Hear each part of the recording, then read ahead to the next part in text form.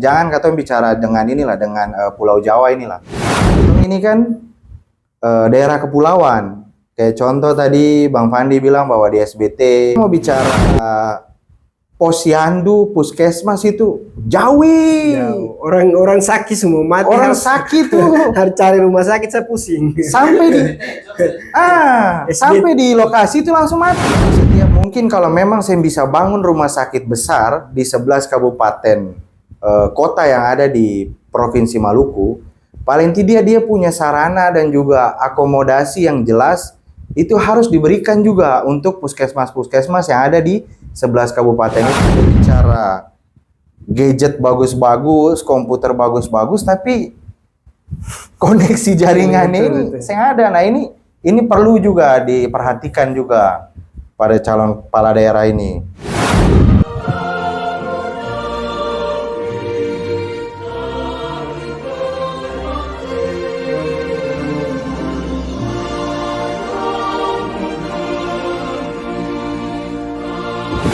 Jumpa lagi di Majelis Proklamasi. Hari ini kita kedatangan tamu spesial.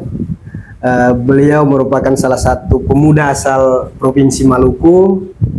Beliau sekarang ini menjabat sebagai Ketua Umum Aliansi Mahasiswa Muslim Maluku, Almul, Bang. Ya. Sehat Bang?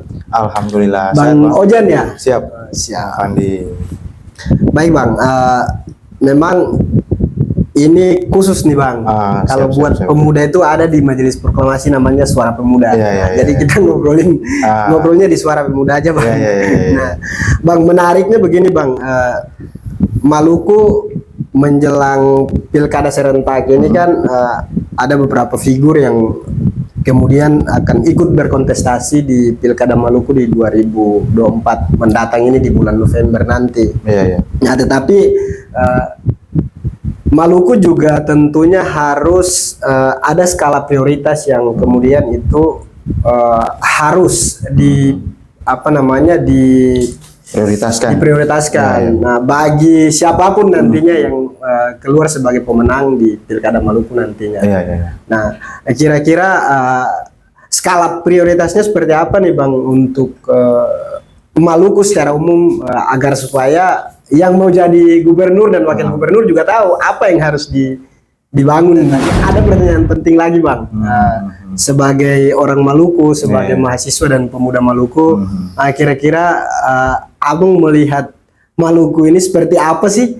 Apa sih yang ada di sana? Dan apa sih keunikan yang dimiliki oleh Provinsi Maluku? Jadi, makasih sebelumnya Bang Fandi atas undangannya ke Majelis Proklamasi ini dan podcast yang kemudian ada channel Suara Pemuda dari Majelis Proklamasi yang sudah mengundang Beta dari Aliansi Mahasiswa Muslim Maluku ini. Jadi terkait dengan tadi pertanyaan apa sih Maluku itu di mata Beta? Beta ini jujur kalau untuk kecil dan besarnya itu di Jakarta, tepatnya tuh di Depok. Tapi di Depok.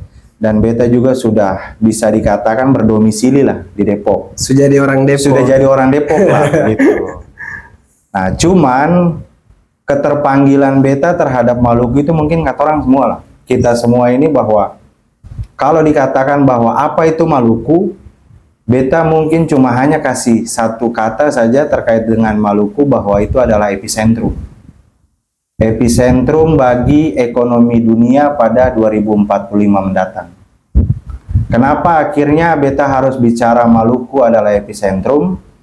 Karena di podcast ini, di Majelis Proklamasi ini adalah, ya proklamasi itu kan proklamir. Kita memproklamasikan. Dan kita wajib memproklamasikan Maluku itu sebagai epicentrum, karena itu bisa kita lihat dari sumber daya alamnya, sumber daya seperti orang bilang minyak, lalu emas. Artinya itu bisa menjadi kiblat ekonomi dunia akan datang. Gitu. Jadi kalau menurut Beta, apa itu Maluku? Yaitu epicentrum ekonomi dunia akan datang.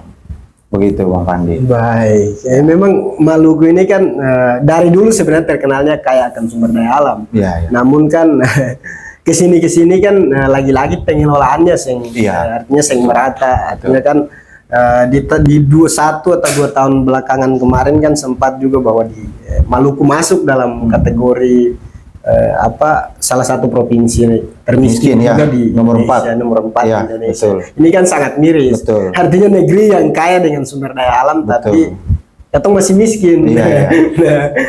Itu gitu Bang. Jadi kalau memang artinya begini, soal data dari BPS yang menyebutkan bahwa Provinsi Maluku itu adalah termiskin, artinya pusat ini hanya melihat dari drone view-nya saja.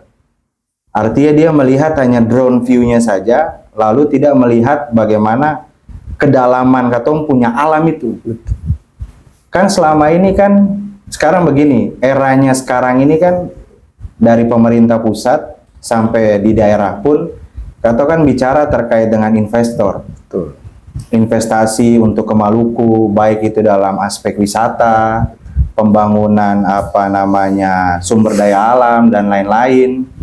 Tapi yang harus katong garis bawahi bahwa selama Maluku masih masuk dalam kategori provinsi termiskin nomor 4 dan tidak dihapus oleh BPS, maka hanyalah omong kosong kalau seandainya katong mau bilang bahwa Maluku itu akan maju.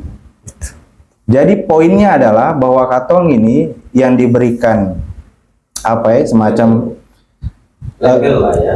Label dan juga kelebihan dalam melihat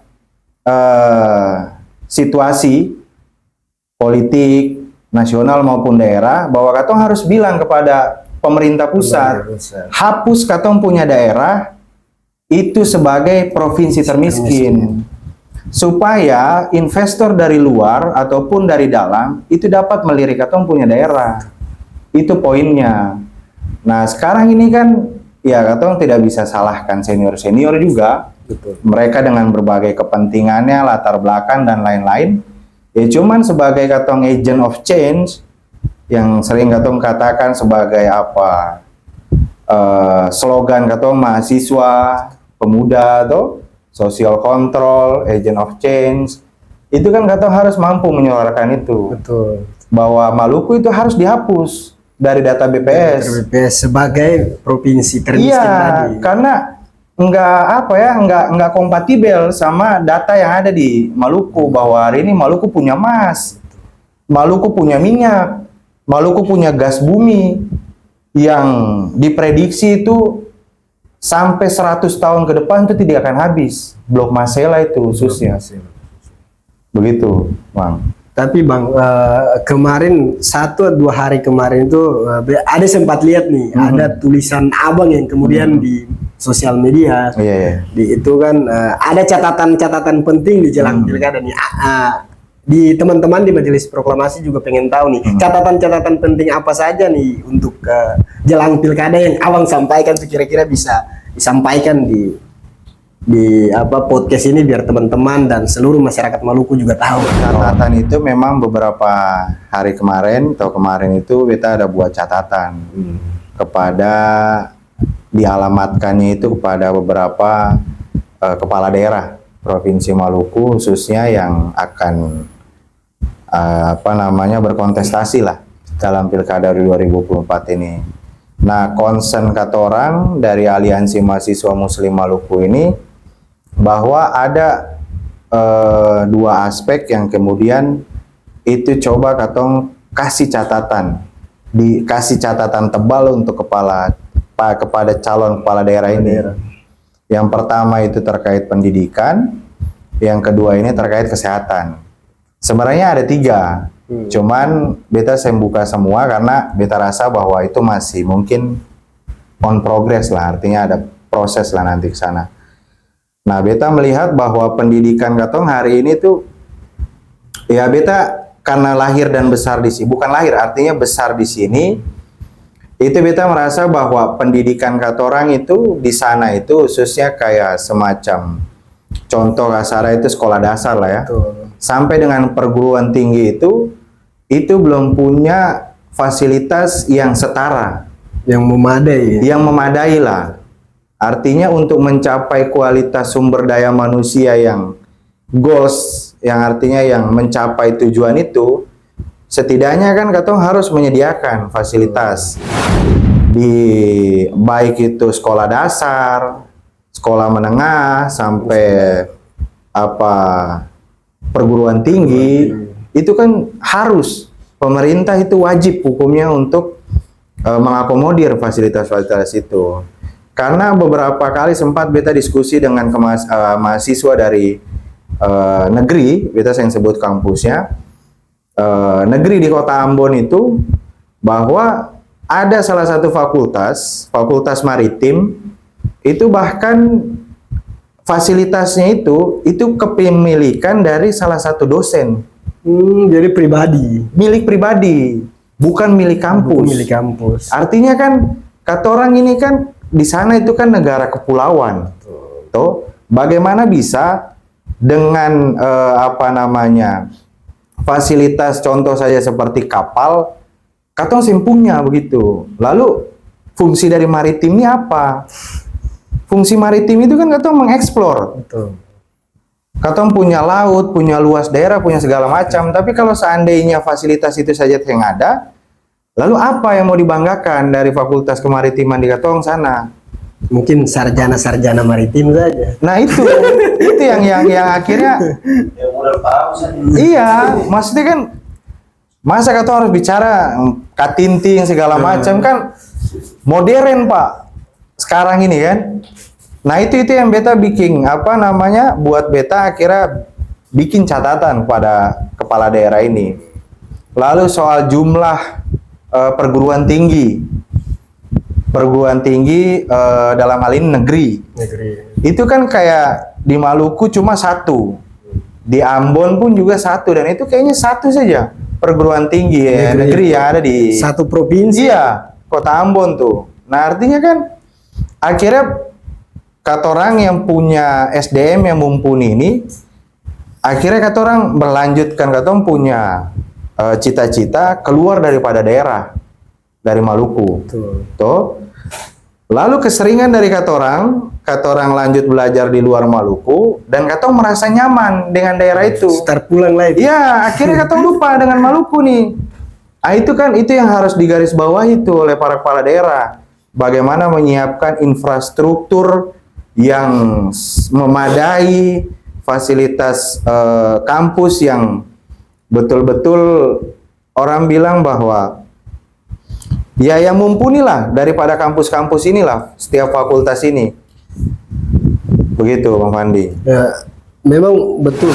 Memang katong punya masalah yang paling sering katong dengar dari katong masyarakat Maluku itu hanya dua masalah utama penting, itu soal pendidikan dan kesehatan.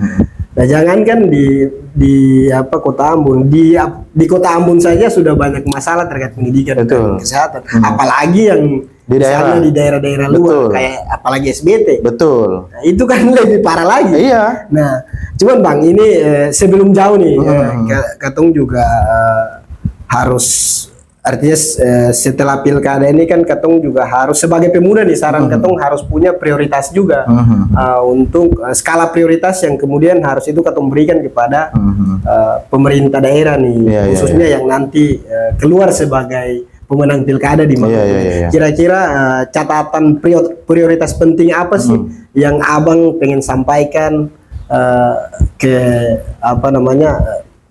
calon gubernur atau nanti setelah terpilih nantinya? Jadi kalau tadi kan bicara pendidikan, lalu kesehatan. Nah, catatan prioritas yang harus dipenuhi oleh pemenang nanti gubernur ini yaitu bagaimana membangun sarana prasarana pendidikan yang bermutu. Bermutu lalu setara dengan, jangan kata bicara dengan inilah, dengan Pulau Jawa inilah.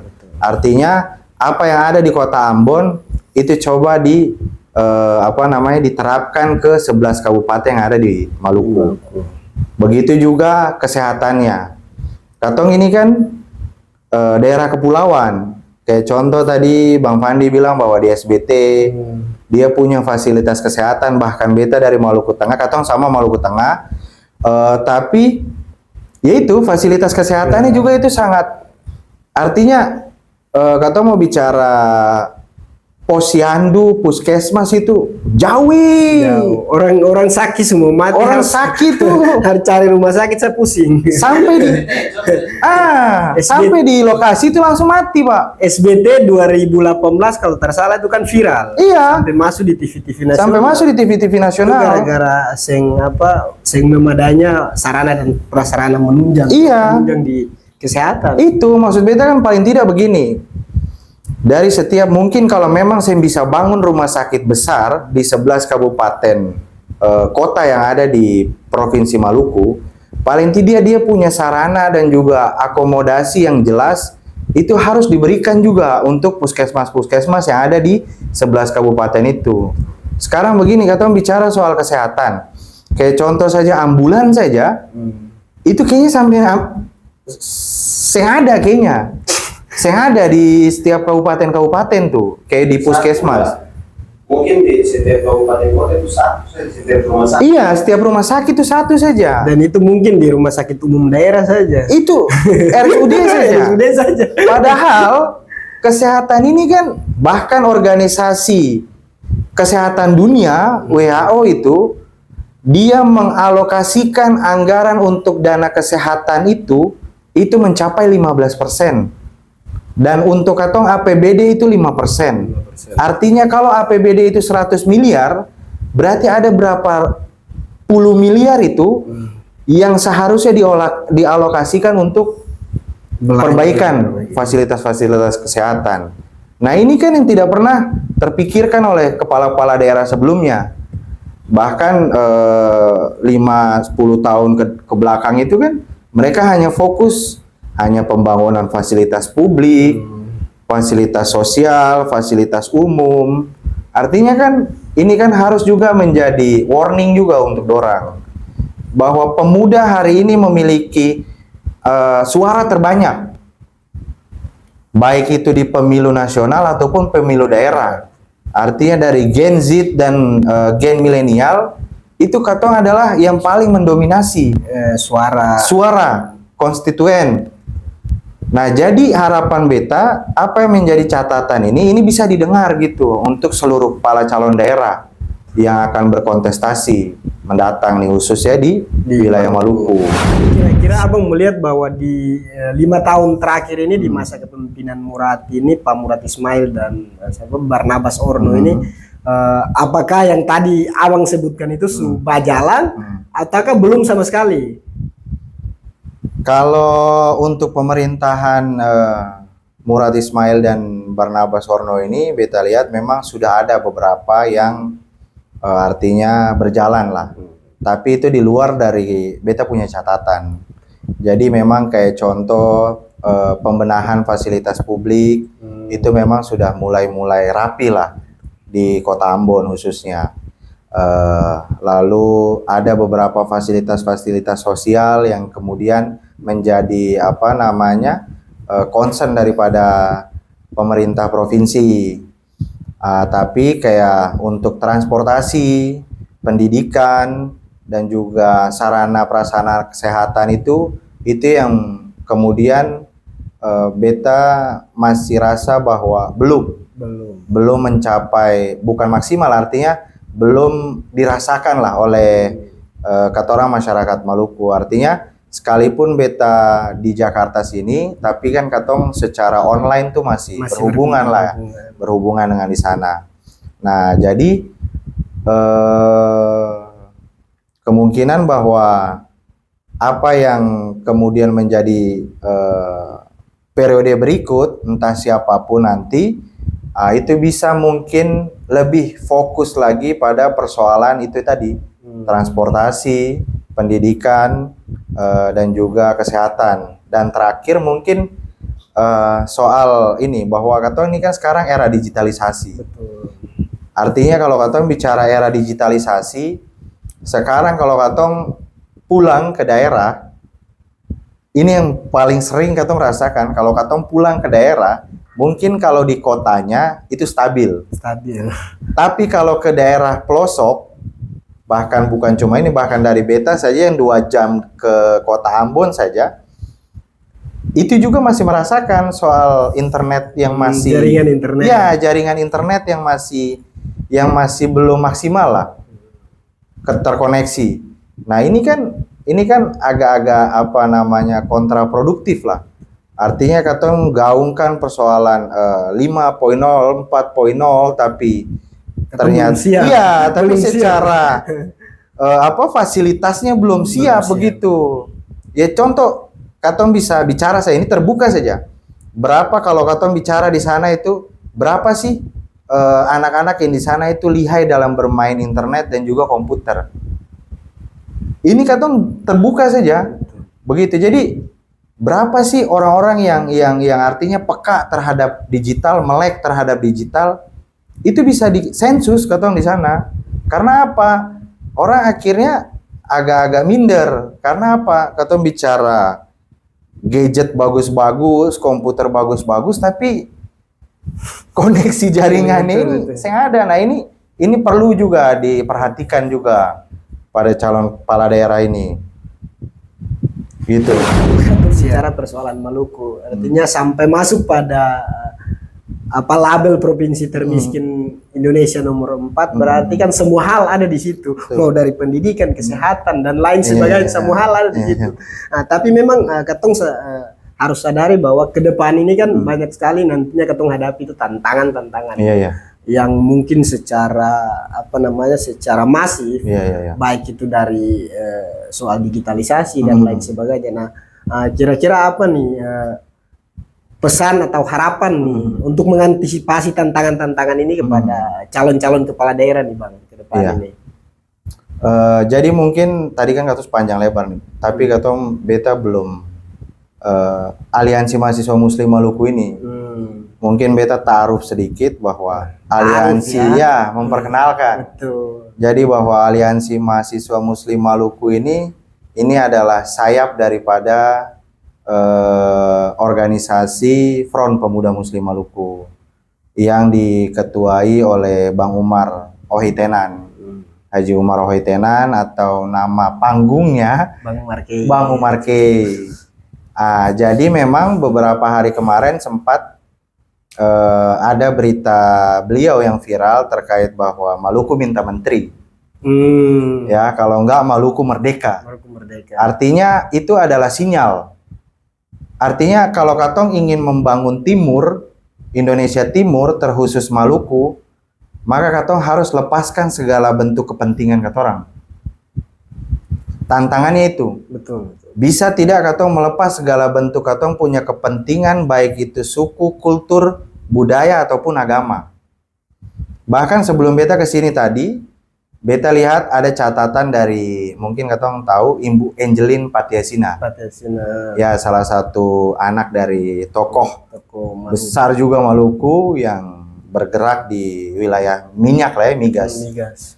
Jadi beliau membuat tulisan itu mengenai perjuangan pemerintahan Gus Dur soal membangun kementerian khusus wilayah timur yang tidak selesai atau tidak jalan saat Presiden Gus Dur almarhum meninggal. Artinya dari sini katong coba mengaca, lalu coba merefleksi lagi bahwa kayaknya memang perlu deh orang timur itu dari Papua sampai dengan NTT itu kayaknya perlu deh kementerian khusus untuk wilayah timur. Karena apa? Kalau katong bergantung pada kementerian, contoh desa tertinggal, PDTT, desa tertinggal itu. Ya sekarang mereka bagaimana mau melihat desa-desa mana yang tertinggal? Lah kantornya di Jakarta, Pak. Mereka buka jendela, wih mobil-mobil banyak, Pak. Mobil, motor, mewah-mewah, Pak. Artinya dari situ secara imajinasi, dorang saya bisa merasakan bahwa desa tertinggal itu yang kayak bagaimana. Nah, sedangkan di wilayah-wilayah timur sana, itu katong sem bisa bicara soal di meja nih. Betul. Katong sem bisa bicara di atas meja. Itu harus langsung turun menyaksikan bagaimana kesulitan dan ketertinggalan desa di Indonesia Timur sana. Nah, ini mungkin catatan juga untuk katorang dari Maluku, bahwa tantangannya adalah bagaimana katong bisa menyuarakan itu di pemerintahan pusat yang baru ini, yang akan dilantik nanti nih, Prabowo Subianto ini. Bahwa yang cukup kalau hanya untuk bicara desa tertinggal itu bukan solusi untuk orang Timur. Jadi memang harus ada kementerian khusus wilayah Timur yang memang dia difokuskan untuk membangun Timur. Begitu. Jadi secara skala prioritas katong bisa diprioritaskan begitu, bisa menjadi mendapatkan perhatian lebih lah. Yang serius. Iya, artinya bukan dikotomi bukan kata orang membeda-bedakan. Bukan ya diskriminasi. Tapi memang itu faktanya sih. Itu faktanya. Begitu Bang Fandi. Jadi kalau katong bicara soal kemajuan, soal keterlibatan orang Timur di berapa banyak sekarang, maksudnya ada lah menteri-menteri dari Timur. Tapi ya kan masih bisa katong hitung. Iya, tapi mana kemajuan di daerah mana? Kan saya ada. Begitu Bang. Ya, jadi kalau menurut beta tantangannya itu adalah ya bagaimana katong anak-anak Melanesia ini menyatukan pikiran, persepsi, juga kekuatan untuk supaya mendorong persoalan-persoalan di Timur ini. Kembali lagi nih persoalan Maluku ini kan katong sadar bahwa katong ini provinsi yang terdiri dari pulau-pulau kecil di sekelilingnya. Nah, memang sebenarnya katong punya masalah utama itu adalah soal sarana dan prasarana transportasi itu sebenarnya. Misalnya contoh kecil katong dari SBT nih. Dari SBT katong mau ke Ambon pasti tunggu kapal, naik kapal lain. Nah, dan kapal itu kalau sekarang itu kan itu berapa jam ke Ambon? Sekarang itu bukan hitung jam lah ya, sekitar 2 sampai 3 hari baru bisa sampai Ambon itu. Dan itu masih bisa mungkin 1 bulan baru 1 kali. Nah, ini yang mungkin bisa jadi catatan juga nih buat pemerintah pusat dan juga calon kepala daerah di Provinsi Maluku nantinya juga nih, Bang. Kira-kira harus ini lagi nih dikembangkan lagi nih soal sarana dan prasarana di transportasi baik darat dan laut ini, Bang. Kira-kira seperti itu. Iya, jadi agak-agak memang kalau untuk transportasi ini memang setiap daerah tuh ya, setiap daerah dia memiliki masalah masing-masing lah dengan transportasi itu. Memang ini juga harus dijadikan satu catatan yang kemudian direalisasikan lah oleh pemerintah pusat maupun daerah. Jadi kayak transportasi ini kan ujung tombak dari perputaran ekonomi. Betul. Ujung tombaknya itu. Jadi kalau mungkin katong pernah ingat bahwa pernah pembahasan tentang zona maritim. Zona maritim itu ekspektasi kata orang itu bahwa akan ada kapal yang dia sangat besar sekali sangat besar sekali, lalu dia singgah di pulau-pulau, mengangkat kekayaan-kekayaan alam pulau-pulau, lalu mendistribusikannya ke pulau-pulau lain. Tapi ternyata zona maritim yang digadang-gadang itu coba dibuat sebagai angin segar oleh pemerintah pusat itu kan ternyata faktanya tidak jalan. Begitu. Akhirnya kata orang yang ada di daerah kayak contoh Seram, SBT, SBB dan juga Maluku Tenggara sana itu kan akhirnya harus menunggu waktu berjam-jam, hampir berbulan-bulan biasanya. Bahkan sampai berbulan-bulan untuk dorang harus menyuplai dorang punya hasil kekaryaan ataupun dorang punya olahan buatan rumah. Begitu olahan rumah yang sebenarnya olahan itu dia itu bakalan kalau bahasa sekarang viral. kalau seandainya transportasi itu dia menunjang, baik itu transportasi laut ataupun darat ya, begitu. Karena kan transportasi itu yang tadi kita bilang bahwa itu adalah ujung tombak daripada ekonomi. Contoh saja kayak di Jawa nih ya, di Jakarta nih. Kenapa akhirnya harus dibangun MRT, LRT, dan tol-tol? Karena transportasi itu ujung tombak. Dia itu adalah apa namanya, memiliki kontribusi terbesar dalam perputaran ekonomi. Nah, hari ini di Maluku itu yang sangat-sangat minus itu yaitu di transportasinya. Katong saya usah bicara kepala daerah. Kepala daerah itu kan dong punya jet punya speed pribadi. Yang dia itu dia punya cepat itu lebih kalah kapal cepat lewat lagi. Nah, tapi ini bagaimana untuk menyediakan pada publik nih, masyarakat nih. Artinya ini yang jadi PR nih dari pemerintahan, mau Murad kah atau siapakah yang sebelumnya kah, ini yang harus dijadikan concern juga, bahwa transportasi dia ujung tombak ekonomi, dan ekonomi adalah sektor untuk bagaimana menghidupkan pendidikan dan kesehatan. Ini kan saling menopang. Iya, artinya dia punya simbiosis di situ. Ada simbiosis mutualisme di situ, transportasi mata rantainya begitu. Nah, kalau transportasi ini dia pincang, lalu untuk mencapai mata-mata rantai yang lain ini bagaimana, kan omong kosong juga kata orang kan? Connect juga. Artinya katanya bicara pendidikan, kesehatan. Lah ini bagaimana orang mau kuliah, mau sekolah harus tunggu berhari-hari, Pak. Mau kuliah kuliah tinggal di inilah biaya segala macam, itu kan harus jadi catatan juga, Bang Fandi, untuk pemerintah. Jadi menurut beta memang tantangan untuk pemerintah yang akan datang ini itu sangat besar. Tapi itu memang sudah jadi kewajiban. Artinya kalau dalam agama itu fardu ain lah, bukan kifayah lagi. Ini fardu ain ini, barang ini nih. Gitu. Jadi ini barang yang wajib yang harus diperhatikan oleh pemerintahan selanjutnya. Jadi jangan katon carita epicentrum ini apa namanya. Tapi kalau transportasi saja masih minus. Itu cerita omong kosong. Jadi kalau beta pesan khusus nih Pak calon-calon kepala daerah nih, maksudnya sing usah bikin program kerja yang 1 sampai 20 ke 20 lebih, tapi nantinya ujungnya juga simba jalan. Betul. Tapi bikin satu saja, fokus penunjangan sarana dan sarana dan prasarana transportasi saja, itu bisa menghidupkan 3 faktor tadi. Kalau itu bagi beta, dan itu saya konsen di situ. Iya.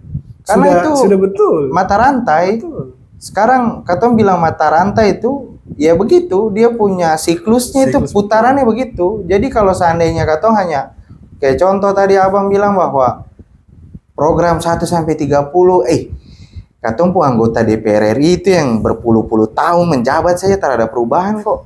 Ini kan harus juga jadi catatan juga.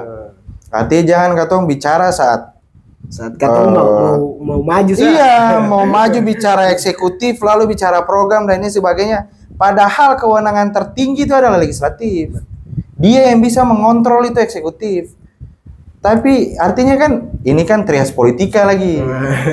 Ini barang ini. Cuman kan ya itu, kadang kan katong punya masyarakat nih kan di bawah, pokoknya lihat yang putih mulus-mulus datang itu, woi ini pejabat ini sudah masalah-masalah yang ada masalah utamanya tapi sudah dilupakan. Tapi lupa nih. Jadi kayak macam ya mungkin ya itu karena negeri raja-raja tuh mungkin semua punya begitu masih sangat kental dengan itu. Tapi memang kalau katong mau Maluku itu dia maju dan jangan lagi dilabeli dengan kemiskinan tadi, itu katong harus keluar dari zona-zona yang katong bilang aman itu. Harus keluar dari situ sebenarnya. Betul.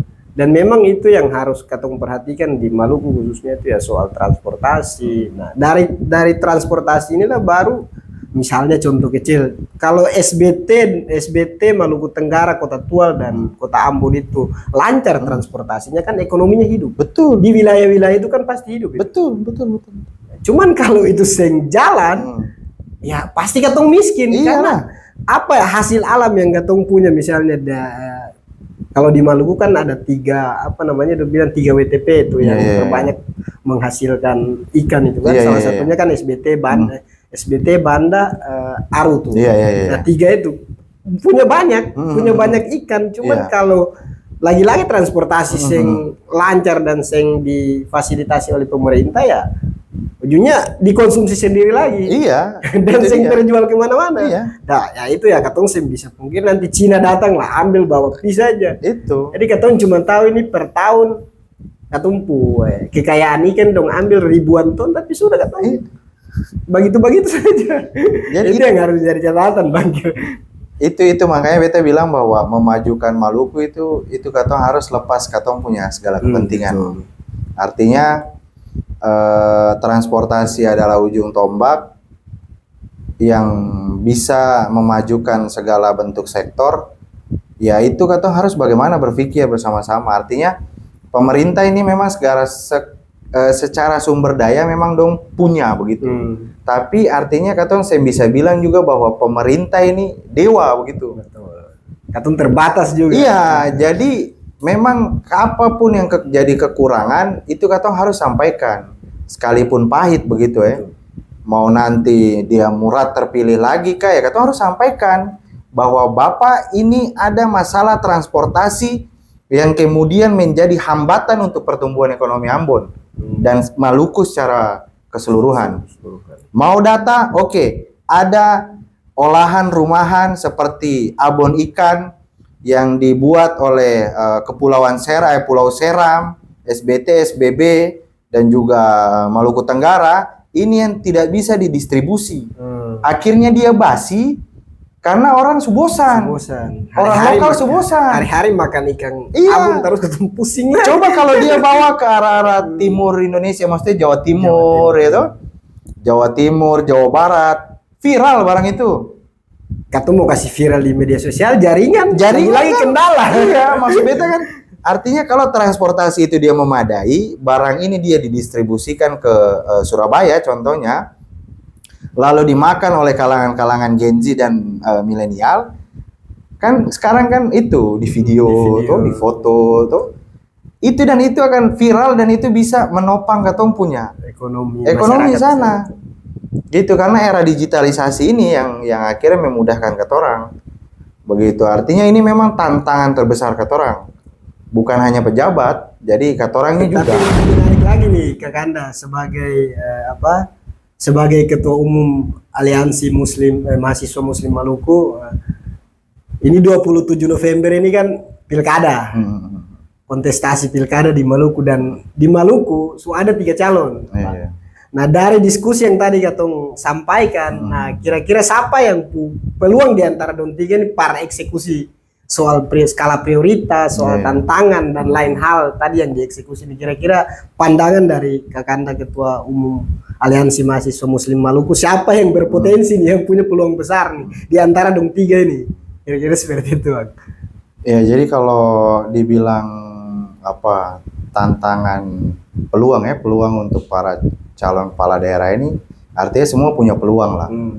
Tapi yang bisa mengeksekusi tadi yang dari tadi katong bicarakan itu ya pastinya hanya satu kan begitu. Siapa itu? Ini juga katong harus runut juga. Betul. Toh 3 calon ini kan mereka punya latar belakang masing-masing lah. Toh kayak Murad Ismail, dia incumbent. Toh lalu Hendrik Lewerisa, dia adalah anggota DPR RI yang juga incumbent juga yang menang lagi, toh. Lalu ada pemain baru. Pemain baru. Jeffrey Rahawarin, jenderal, toh. Artinya dari ketiga ini mereka pastinya mempunyai latar belakang yang dinamis lah, toh. Tapi kalau menurut Al-Mulk sendiri, dari katorang Aliansi Mahasiswa Muslim Maluku ini, kata orang bicaranya pada taraf yang sederhana saja. Artinya kalau incumbent ini dia maju, orang yang lama ini dia maju, kenapa kata orang harus pilih orang yang baru? Dengan catatan bahwa incumbent ini tentunya dia sudah punya program-program solusi lah untuk Maluku ke depan atau Maluku sebelumnya 5 tahun sebelumnya yang mungkin terbatas karena ada hal-hal kayak contoh seperti COVID kemarin yang bukan hanya dia menghantam Maluku saja, tapi seluruh dunia juga berdampak terhadap COVID itu. Nah, itu kan yang kemudian kata orang coba berpikir lagi bahwa kalau orang baru ini apakah kira-kira dia punya program ini melanjutkan program yang sebelumnya, kayak contoh ada pembangunan airport tuh, airport, lalu lumbung ikan itu, itu kan juga kan kebutuhan ekonomi yang kemudian tadi Bang Fandi yang singgung itu bahwa Laut Maluku itu adalah laut yang penghasilannya paling besar bahkan di Asia Pasifik begitu, bahkan sampai pertarungan Cina dengan ini kan itu juga terjadi di arus itu. Nah makanya menurut beta kalau untuk Al-Mulk sendiri ya kandidat yang cocok untuk mengeksekusi apa yang dari tadi Katom bicarakan ini ya Murad Michael. Alasannya apa itu Bang? Alasannya pertama bahwa Murad ini artinya secara pemetaan dia sudah paham lah. Pemetaan dalam hal apa yang harus dibangun, apa yang harus dilanjutkan, lalu apa yang harus dibenahi. Kan begitu. Kayak tadi Katom bicarakan mungkin terkait dengan transportasi yang sebagai ujung tombak. Ini kan Katom bisa sampaikan ke beliau kalau seandainya beliau terpilih nanti. Artinya program-program yang mungkin beliau sempat tertunda bisa dilanjutkan. Lalu kemudian alasan kedua itu adalah bahwa Bung Michael ini juga kan latar belakangnya legislatif juga. Politisi murni lagi kan. Nah, jadi secara jaringan di nasional ini itu mereka juga sudah terbentuk lah. Artinya beliau juga sudah terbentuk lah. Yang kemudian untuk menyampaikan aspirasi lalu mendatangkan hal-hal dari pusat ke daerah itu kan itu bisa dengan melalui konektivitas dari Bung Michael begitu. Artinya program yang sudah ada kemarin itu seperti pembangunan yang sudah berjalan sekarang di Ambon atau di Maluku secara keseluruhan ini kan tidak akan mungkin lanjut kalau seandainya bukan Murad yang pimpin. Dan barang itu kan nanti akan jadi terbengkalai lagi. Karena muncul lagi kayak tadi 1-20 program yang entah itu bisa terrealisasi berapa puluh tahun lagi. Nah, itu kan itu yang harus kata orang garis bawahi juga. Bahwa hari ini bukan kata orang